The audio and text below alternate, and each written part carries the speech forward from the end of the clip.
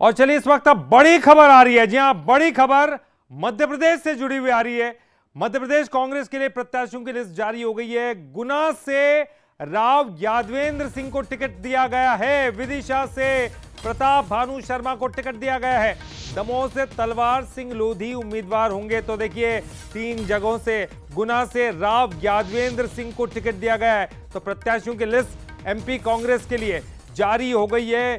गुना से राव यादवेंद्र सिंह को टिकट दिया गया है। विदिशा से प्रताप भानु शर्मा को टिकट दिया गया है। तो बड़ी खबर इस वक्त जो है, प्रत्याशियों की लिस्ट जारी हुई है। दमोह से तरवर सिंह लोधी उम्मीदवार होंगे। तरवर सिंह लोधी कांग्रेस के उम्मीदवार दमोह से होंगे। तो देखिए बड़ी खबर इस वक्त की, मध्य प्रदेश कांग्रेस के लिए प्रत्याशियों की लिस्ट जारी हो गई है। छत्तीसगढ़ की लिस्ट जारी हो गई थी और अब देखिए मध्य प्रदेश के लिए भी जारी हो गई है। गुना से राव यादवेंद्र सिंह का नाम सामने आया है। राव यादवेंद्र सिंह जो कि अब गुना से चुनाव लड़ेंगे। मध्य प्रदेश की 3 और सीटों पर कांग्रेस ने प्रत्याशी घोषित कर दिए हैं। तो बड़ी बात है, 3 और जगहों पर कांग्रेस ने प्रत्याशियों की घोषणा कर दी है। गुना से सिंधिया के खिलाफ ताल ठोकते हुए नजर आएंगे राव यादवेंद्र सिंह, जिनको टिकट दिया गया है। राव यादवेंद्र सिंह जो कि सिंधिया के खिलाफ ताल ठोकेंगे। तो वहीं आपको बता दें, दमोह से तरवर सिंह लोधी को टिकट मिला है। दमोह से तरवर सिंह लोधी। और देखिए विदिशा से शिवराज सिंह चौहान के खिलाफ प्रताप भानु शर्मा को कांग्रेस ने मैदान में उतारा है। प्रताप भानु शर्मा को कांग्रेस ने मैदान में उतारा। इस वक्त बड़ी खबर आ रही है, 3 सीटों का प्रत्याशी घोषणा कर दी है लोकसभा चुनाव के लिए। बाकी बची 6 में से 3 पर प्रत्याशियों की घोषणा कर दी, अभी भी 3 पर बाकी है। तो गुना, विदिशा और दमोह। तो कांग्रेस ने अब तक मध्य प्रदेश की 29 में से 25 सीटों पर उम्मीदवारों की घोषणा कर दी है। ग्वालियर, मुरैना और खंडवा अभी भी होल्ड पर है।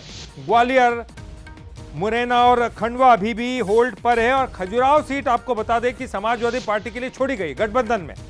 तो देखिए 3 सीटें अभी बाकी हैं। 6 में से 3 पर प्रत्याशियों की घोषणा कर दी है। गुना से राव यादवेंद्र सिंह, बड़ा नाम क्योंकि यह लड़ना था सिंधिया के खिलाफ। चुनावी मैदान में राव यादवेंद्र सिंह को गुना से टिकट दिया गया है सिंधिया के खिलाफ। और शिवराज सिंह चौहान, जिनके खिलाफ विदिशा से प्रताप भानु शर्मा कांग्रेस के उम्मीदवार होंगे। दमोह से तरवर सिंह लोधी होंगे। दमोह से तरवर सिंह लोधी को टिकट मिला है। तो इस वक्त की बड़ी खबर आ रही है, कांग्रेस अब तक मध्य प्रदेश की 29 में से 25 सीटों पर उम्मीदवारों के नामों का ऐलान कर चुकी है। 25।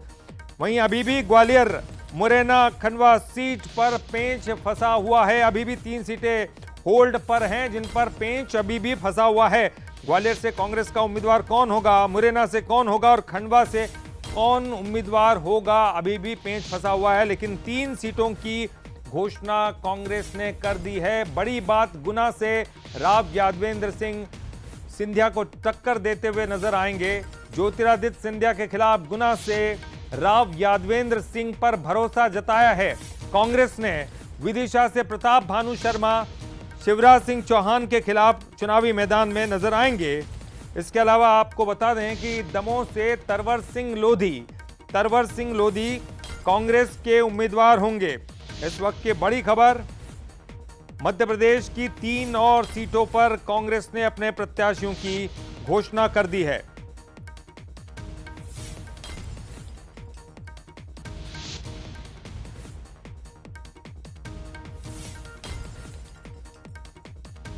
और दमोह से हमारे संवाददाता मनीष सोनी इस वक्त हमारे साथ फोन लाइन पर जुड़ गए।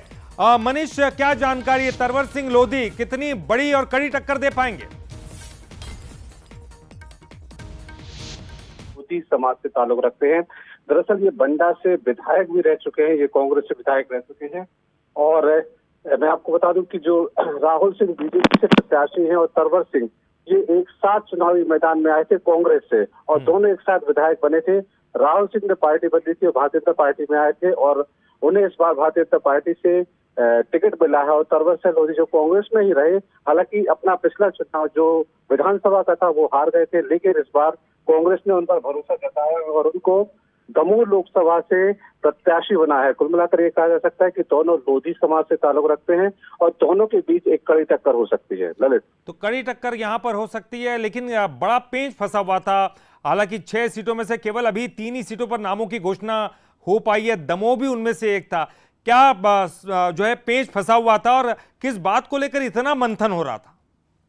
दरअसल दमोह की बात की जाए तो कांग्रेस शायद इस असमंजस में थी कि कुर्मी प्रत्याशी उतारा जाए या लोधी प्रत्याशी उतारा जाए, क्योंकि अक्सर दमोह लोकसभा की बात की जाए तो कुर्मी और लोधी के बीच ही टकराव रहा है इस सीट को लेकर। अगर बीते चुनाव की बात की जाए तो 2 लोधी आमने सामने थे, जिसमें पूर्व केंद्रीय मंत्री प्रहलाद पटेल और प्रताप सिंह लोधी जो कि कांग्रेस से थे, दोनों आमने सामने थे। उसके पहले वाले चुनाव में बात की जाए तो लोधी वर्सेस कुर्मी हुआ था, जिसमें कुर्मी प्रत्याशी महेंद्र सिंह जो बगा वाले कहलाते हैं और प्रहलाद पटेल प्रत्याशी आमने सामने थे। इसके पहले डॉक्टर रामकृष्ण कुसमरिया जो कि कुर्मी समाज से ताल्लुक रखते हैं वो थे। कुल मिलाकर ये कहा जा सकता है कि ये सीट कुर्मी और लोधी के बीच में झूलती रही है। इस बार 2 लोधी आमने सामने है। कुल मिलाकर ये कहा जा सकता है कि एक समाज विशेष को टारगेट करते हुए उसके वोट बैंक जो सबसे अधिक वोट बैंक है यहाँ पर उसको टारगेट करते हुए दोनों ही पार्टियों ने लोधी समाज के 2 प्रत्याशियों को आमने सामने से उतारा है। तो लोधी समाज के 2 प्रत्याशी आमने सामने होंगे और वाकई ये खास तौर पर कांग्रेस ने बड़ा मंथन किया, उसके बाद इन प्रत्याशी को फाइनल किया गया है। लेकिन आप टक्कर कैसी देखते हैं? किसका पलड़ा आपको अभी इस वक्त भारी नजर आ रहा है, क्योंकि कांग्रेस को बहुत कम समय मिलेगा प्रचार के लिए? बिल्कुल, अगर पलड़ा की बात की जाए तो बीजेपी ने अपने प्रत्याशियों की घोषणा पहले करके लीड ले ली है। करीब 20 से 25 दिन की ये लीड है और लगातार भारतीय जनता पार्टी के जो प्रत्याशी हैं राहुल सिंह वो चुनावी मैदान में हैं।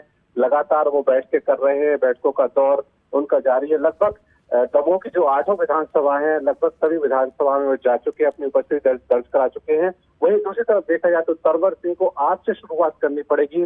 पूरे इलाके के भ्रमण की बात की जाए, चाहे चुनावी कैंपेन की बात की जाए, अपने प्रत्याशी अपने जो भी प्रतिनिधि है उनकी घोषणा की बात की जाए, उनके कार्यालय के उद्घाटन की बात की जाए, तो मिलाकर ये कहा जा सकता है कि बीजेपी फिलहाल लीड लिए हुए है। आगे क्या स्थिति होती है यह भी देखने लायक बात होगी। चलिए, बहुत बहुत शुक्रिया मनीष जी, बहुत बहुत शुक्रिया आपका इस पूरी जानकारी के लिए। तो दमोह से मनीष सोनी बता रहे थे कि एक कड़ी टक्कर हो सकती है। हालांकि कांग्रेस को थोड़ा एज कम इसलिए क्योंकि कम समय मिलेगा प्रचार के लिए। पहले से बीजेपी ने अपने उम्मीदवारों की घोषणा कर दी है। इस वक्त गुना से हमारे साथ पंकज श्रीवास्तव जी जुड़ गए, हमारे सहयोगी, और गुना से राव यादवेंद्र सिंह को यहां से टिकट दिया गया है। पंकज, क्या कुछ कहेंगे, क्योंकि बड़ी सीट थी, ज्योतिरादित्य सिंधिया सामने है, ऐसे में बड़ा सोच समझ के निर्णय लेना पड़ा होगा कांग्रेस को?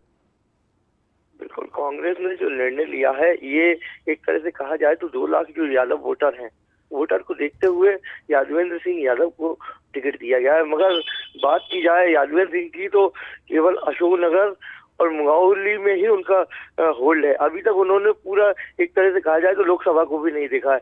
जबकि ज्योतिरादित्य सिंधिया की बात की जाए तो वे लगातार इस क्षेत्र में वर्षों से रहे हैं और अभी तो उन्होंने लगातार दौरे किए हैं। तो कुल मिला के कांग्रेस को काफी मशक्कत करनी है, क्योंकि यहाँ अभी तो प्रत्याशी सामने बिल्कुल नजर नहीं आ रहा है, क्योंकि जो बीजेपी का माहौल है वो चारों तरफ बना हुआ है। एक तरह से कहा जाए कि प्रधानमंत्री की जो योजना है उसका ही फैक्टर है, लाडली लक्ष्मी योजना है उस फैक्टर से भी 2-4 होना है। और वहीं अगर कहा जाए तो सिंधिया के साथ 2 यादव विधायक भी हैं। तो ऐसा अभी कहा नहीं जा सकता कि क्या स्थिति बनेगी, मगर फिलहाल तो अभी ऐसा कुछ नजर नहीं आ रहा है कि इस नाम से कोई बहुत बड़ा फर्क पड़ने वाला है। जी पंकज, ये भी कहा जा रहा था लगातार, जो है कांग्रेस की तरफ से भी इस तरह के बयान आ रहे थे कि केपी यादव जैसा एक अच्छा शक्तिशाली उम्मीदवार जो है सामने खड़ा करेंगे, वो नहीं तो क्या ये आपको लगता है कि बड़ी टक्कर देने में कामयाब हो पाएंगे? अभी जो फिलहाल की स्थिति सामने जब आ रही है तो नाम आया है और यहाँ अभी कोई टक्कर सामने नजर नहीं आ रही है।